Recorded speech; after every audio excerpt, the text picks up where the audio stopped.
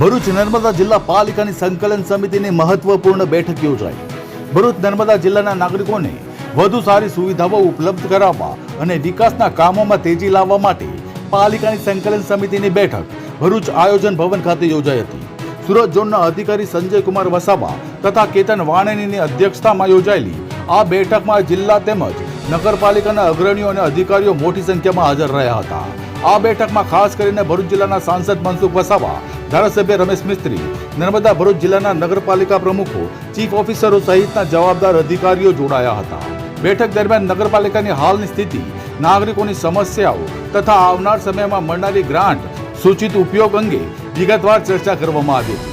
Road, રસ્તા, ગટર અને શહેર સુવિધાઓ જેવા મૂળભૂત વિષયો પર ધ્યાન કેન્દ્રિત કરી વિકાસના કામો વહેલી તકે હાથ ધરવા સંકલન સમિતિએ સૂચનાઓ આપી હતી। સરકાર દ્વારા આજ રોજ સૂચના મુજબ સુરત ઝોન અંતર્ગત ભરૂચ અને નર્મદા જિલ્લાની નગરપાલિકાઓની સંકલન સમિતિ માનનીય સાંસદશ્રી, માનનીય ધારાસભ્યશ્રીઓ તથા નગરપાલિકાના પ્રમુખશ્રીઓ, કારોબારી ચેરમેનશ્રી, ચીફ ઓફિસરશ્રી અને એન્જિનિયરશ્રી તથા આરસીએમની આખી ટીમ સાથે યોજવામાં આવેલી આ સંકલન સમિતિનો મૂળભૂત હેતુ એ હતો કે સરકાર આપના દ્વારે સરકાર સુધી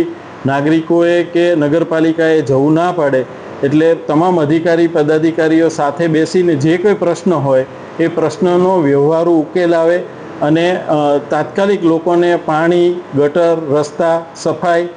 અને દીવાબત્તી જેવા જે પ્રાથમિક જરૂરિયાતના કામો છે એ તાત્કાલિક એને નિરાકરણ આવે અને સુવિધાઓ પ્રાપ્ત થાય એ માટે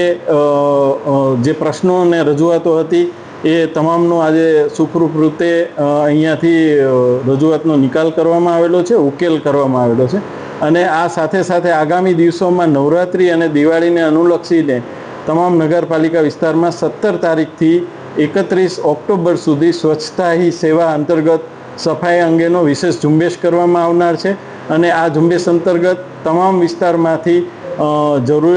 જરૂરી સાફ સફાઈ અને